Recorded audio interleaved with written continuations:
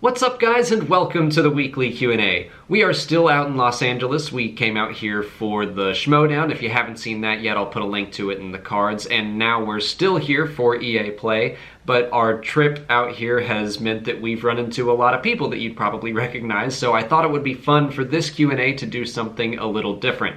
I'm still going to answer a few questions, but then I also took questions for these specific people that I knew we'd be seeing, and I asked them some questions. So this week it's going to be like a big collaborative Q&A thing, and that's how it's going to go. And also, before we dive in, I need to say thank you, a huge thank you to Evan Petersen, who just joined our Jedi Council on Patreon. Evan, that is insanely generous.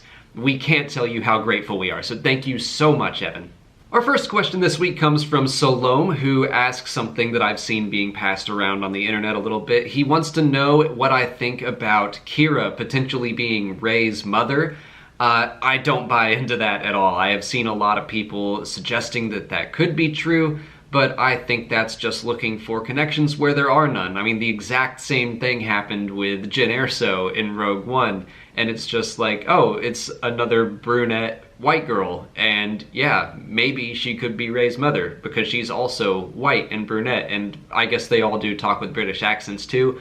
But no, I don't think that that's the case at all. And yeah, some people have said that it would add a layer of dimension to Han and how he relates to Rey.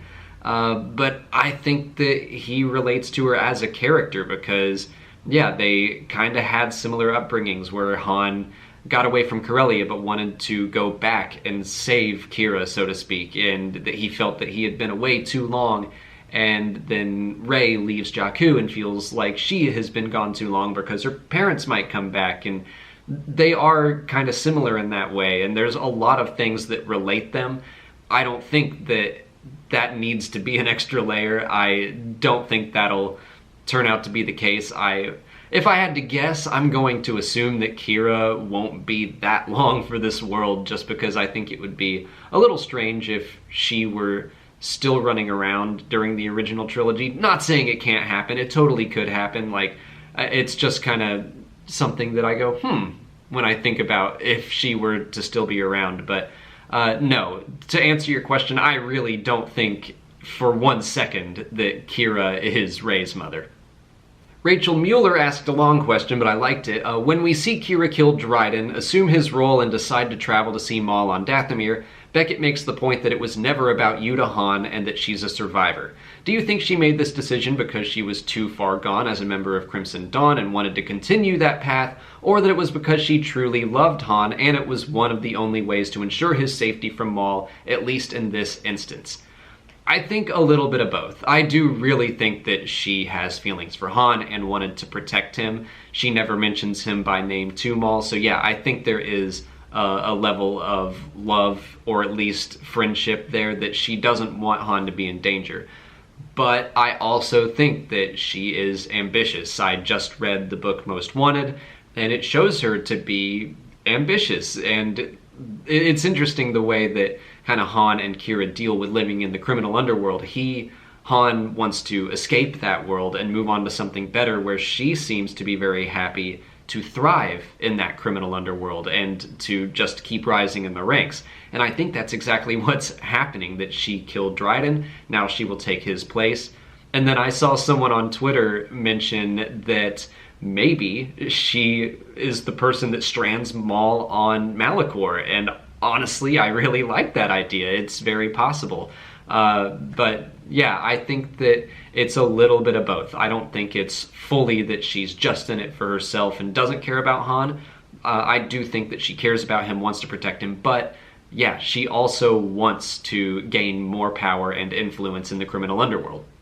Dason Flores asks, what's something that would shock me in episode 9? Like, what's something that JJ could do that would catch me off guard? And I think the most shocking thing he could do for me would be to retcon any of The Last Jedi. And I know there are some people that want to do that, and I'm sure that if he were to do anything like that, he could do it in a satisfying way. And if he did, I would be okay with it. I would never be angry about it, but I think that he should take what Ryan did and continue that story and run with it, rather than say, oh, well, I don't like this, so I'm just going to change it, because I just think that's the way collaborative storytelling should work.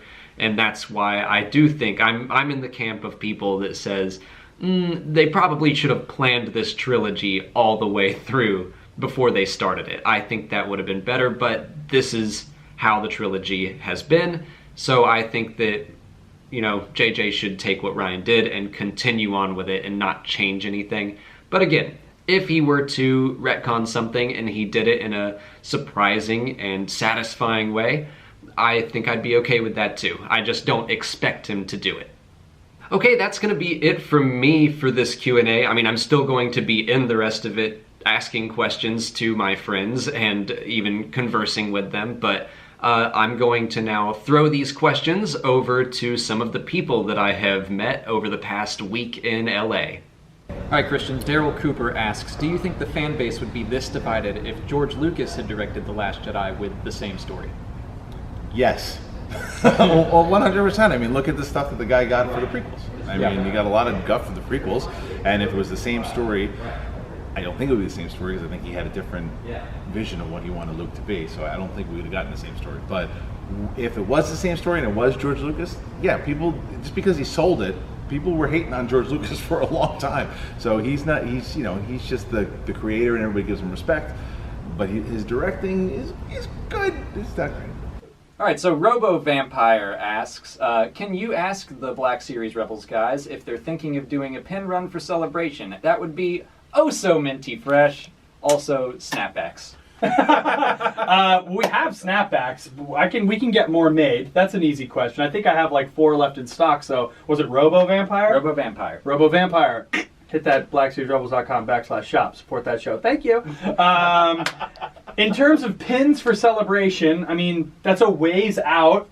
I think it's safe to say we will for sure at least do meetup pin. A meetup pin. So what we'll do is if you follow us on Twitter or Instagram or subscribe on YouTube, we'll announce a location, a time. We'll have a big sort of rebellion meetup. We always write the stupid all wings report in. Everybody can meet up in some sort of lobby or hallway, and it'll be a pin that you can only get if you meet up with us at Celebration. Everybody there's already spent so much money. They've bought a ticket. They bought a plane ticket. If they're cool enough to come hang out with these two sweaties, like, of course, we would be happy to give out a pin. Who do you think we should do? I was thinking of doing like a Shadow Squadron trooper. Like an all-black trooper. Maybe it won't be that, because you didn't seem that into that idea. Yes, for sure. I think it's safe to say we will do a Celebration pin for a meetup, or if we do like some sort of live podcast or panel there, if we're lucky enough to be asked, we'll do like, if you make it there, you get a free pin or something. But the odds are, we will have a pin wherever we go. Mm-hmm. All right, Alden Diaz asks you guys, with the divisiveness of The Last Jedi, a film that he personally loves, but Solo being a pretty joyous experience, along with the excitement for more Filoni stuff, Favreau's show, and Mangold's Boba Fett, all potentially, do you think that eventually people will get over The Last Jedi in the same way they've largely gotten over the prequels? Yes. I was going to say yes, and then I saw your face. Well, yes, but it's interesting you bring up the prequels because, time has changed, and generations has changed the love of the prequels. So could the sequel trilogy be someone's first trilogy? And they're like, hey, Last Jedi means this to me, and I was 7 when I saw it, or whatever. That will be what I think eventually does happen. Yeah. I think about the scene in Last Jedi, the Lesson 2, where Luke is saying, like, now that they're gone, the Jedi have been deified, but if you really look at their deeds, I feel like that's almost where we're getting with the prequels, where people who, used to hate them will be like, or still hate them will be like, yeah, people have grown up with them and they like them better now and all that, but remember the evil of Jar Jar, that's the truth, it needs to be. And I think that the sequels will come to that exact same conversation, where like, yeah, but I was like 28 when it came out and it was really dumb. But I think that vitriol will be gone. It'll just be those different perspectives of generations. I think Solo was so fun and exciting, and I think there's going to be people. You use the term "don't sleep on this movie." I think that's going to happen eventually, where the pressure is on Solo right now. The pressure was on Last Jedi. The pressure was on Rogue One and Force Awakens. Each movie has pressure. The pressure will lessen, and then you look at the other ones and go, "Oh, Solo was really fun and just a fun ride. Yeah, I like it." Yeah. Yeah. Might happen. And I think Alden's question with all of the different things that are going to come out, that is if we get to that great place where like Star Wars is like a food court, you walk in and you can have tacos or pizza, you're not going to be like Sabaros. Yeah. You're just going to go get some tacos, right? You know. Yeah. All right, this question is from Brendan Morris, who asks, which of the two standalone films do you prefer and why? All right, so Rogue One or Solo, which do I like better? Yeah. I don't know, but having just seen Solo, I'm a little partial to Solo because it's a little fresher for me. And I loved all the callbacks to like expanded universe stuff and hints of what future standalones may be. You know, we got that. Can we say who shows up at the end? Is spoiler warning up there. Spoiler warning: Darth Maul turns up at the end of Solo, and I think like, obviously if they make another Solo, who knows if they will. There's a big bad for you, but I think also like they're planning to make an Obi-Wan Kenobi movie. Perfect villain for that film to set up, right? So I love Rogue One though. This is a real difficult choice to put forward, but I'm gonna go with Solo. Okay. I'm gonna go with Solo. Because I'm so my heart is so warmed by the fact that they took the Lando Calrissian adventures. Yeah. The Mind Harp of Sharu and turned that into a little like podcast that he does. So I'm gonna go with Solo. Great. Thanks. Derek Corkle asks, for Emma Fyfe, which era of Star Wars do you enjoy the most and why? I think for me it is that sort of rebellion era that's covered within Rebels, Rogue One, and the original trilogy, but not necessarily the Skywalker stuff. Obviously, like, that is a big part of Star Wars, and the whole like Jedi Sith stuff will always be underlying within Star Wars. You can never get away from that. But I really enjoy the story of the actual people who are participating in the rebellion. That's you know what I mean? Because it's and I think that's what I wish that Star Wars would do. It's not, for me, when they announce another movie that takes place within that era, the problem is every single time it's like it's a character we already know about, but there were so many more people that were involved, and I'm super interested in all of those stories. And I also feel like it's sort of socio-politically relevant to life that we live. So yeah, I think that whole thing is fascinating, and the idea of these people that do believe in equality and equal opportunity and things in the face of a very narrow-minded, dare I say, fascist sort of empire is super fascinating. Yep, right there with you. All right, this question is from Tobias Valentin Grobman for Elliot from Battlefront Updates. He is personally a huge Clone Wars era fan and wants to know what he thinks the likelihood is for another Clone Wars era movie. Likely, I think it's hard to say. I feel like the main problem would be if they put it within the same story as the prequels, where they would have to bring back so many actors to make it look good.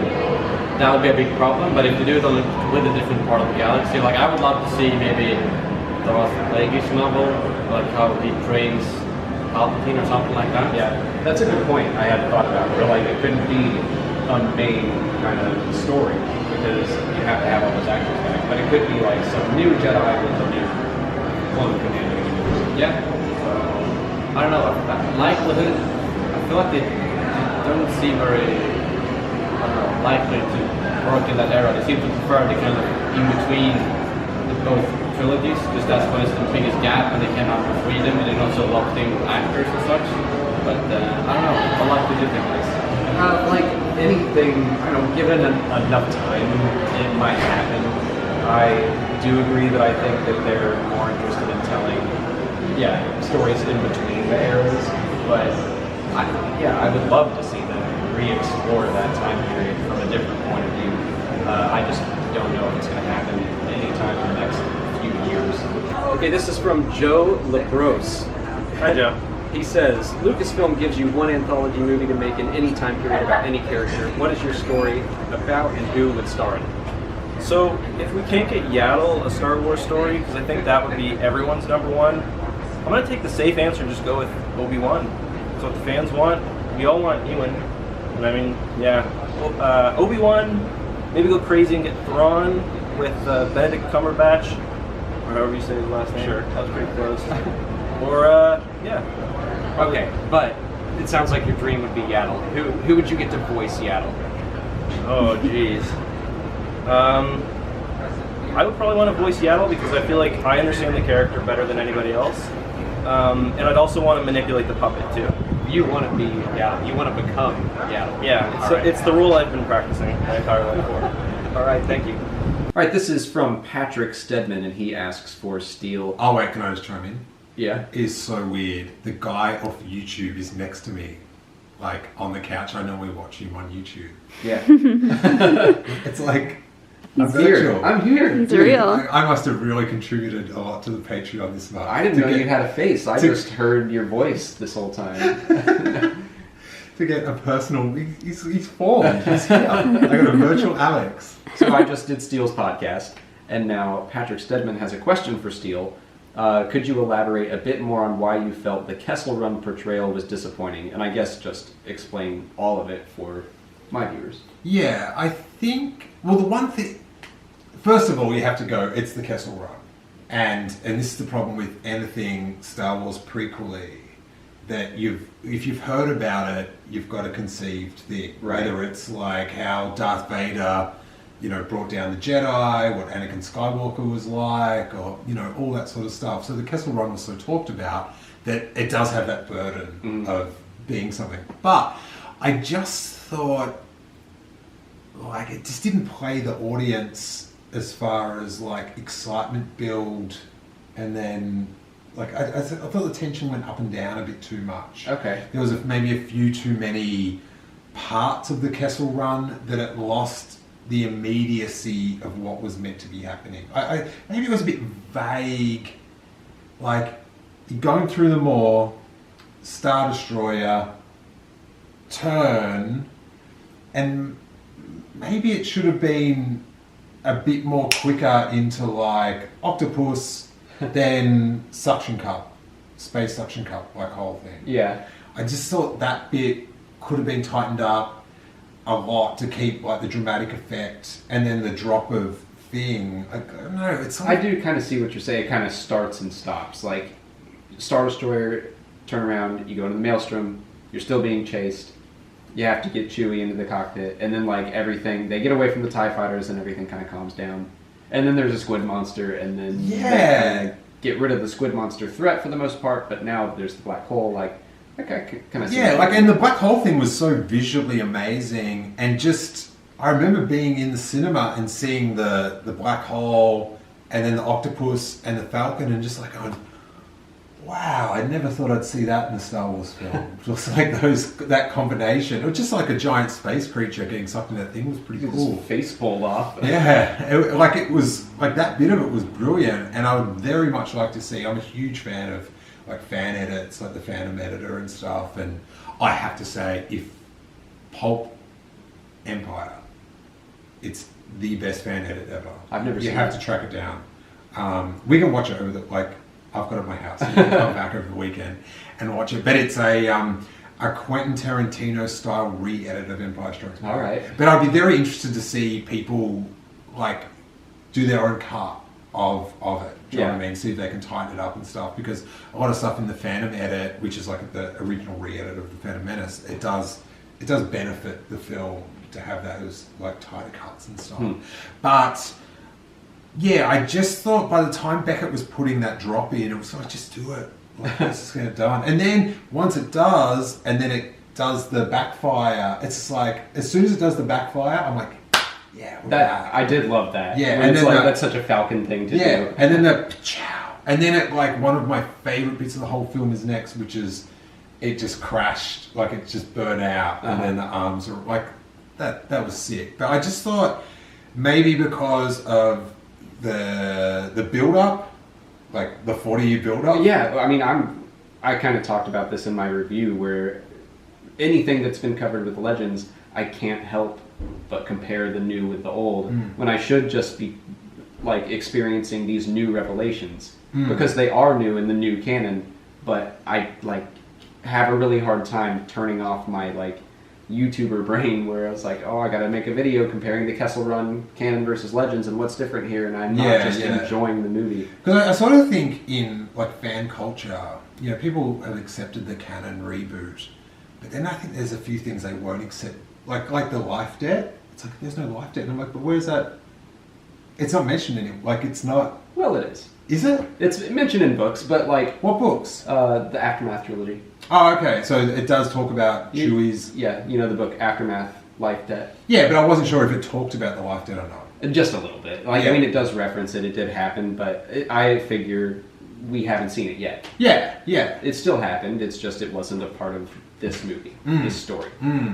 But yeah, I think people really oh, you can do this, that, or the other, but you have to show me that life debt thing getting solidified. And I mean, that's something that I was hoping to see, and I'm surprised it wasn't shown. But yeah, I sort of I did expect it, but I also think you can't jam everything in there. Right. Like whether you're going to do another film or not, but if it's just like tick tick tick tick tick tick tick, and that's some of what people have an issue with it, that there is too much ticking. Yeah. But yeah, so I hope that sort of explains. Like I like the film, but I sort of thought that was one of the key action sequences. And I kind of think it was a little bit more Kessel Stroll than Kessel Run, and maybe they had the beautiful shots, and maybe they weren't as as vicious in getting we did this many hours on this, but let's just lose. It was just a bit too much cruising around. Isn't this beautiful? But do you know what the other thing is? I've only seen it twice, so I bet when I watch it the next time, I'll be like, oh, that went pretty fast. But it just didn't it wasn't like dun dun dun dun dun dun dun. Yeah. It was dun dun dun. It was like that. Just uneven for you. Yeah, and maybe just a bit too multi-layered with the danger, and also biggest crime, leaving out that line about it's okay, whatever that line is, and then I thought we were in trouble there for a second. Yeah. It's fine. We're all fine. Yeah. This is Kevin. He is one of our patrons. He flew all the way out here for the Schmodown, so he deserves a question. This comes from Tim Etheridge. He asks, for anyone, if you could have one character created for the books to appear in a movie as an important role, not just a cameo, who would it be? And we'll open it up to comics or TV shows or whatever. Well, I guess if I have to pick somebody from the books, I'm going to say I'd like to see the book version of Captain Phasma. It's just so much a difference between the characters. Yes. But if I had to go comics, I would say I'd like to see Afra in live action. That'd be cool. That'd be awesome as well. I totally agree with you for Phasma. Everyone knows I hyped her up for The Last Jedi, thinking, oh, this book version, this comic version, she's going to be back in a big way. And then she wasn't. So, yeah, I'm with you there. And Afra has been one of the most entertaining new canon characters they've created. So, yeah, I'm right there with you. That's it for this week's Q&A. Next week we will be back to normal, the same old format, but I hope you enjoyed this kind of collaborative effort with other YouTubers and podcasters and notable people in the Star Wars community. If you have any questions for next week, just put them below in the comments or sign up for Patreon to join our weekly Q&A discussion. If you haven't already, please like this video, subscribe to the channel, and follow me on Twitter, Instagram, and Facebook. As always, thanks for watching, and may the Force be with you.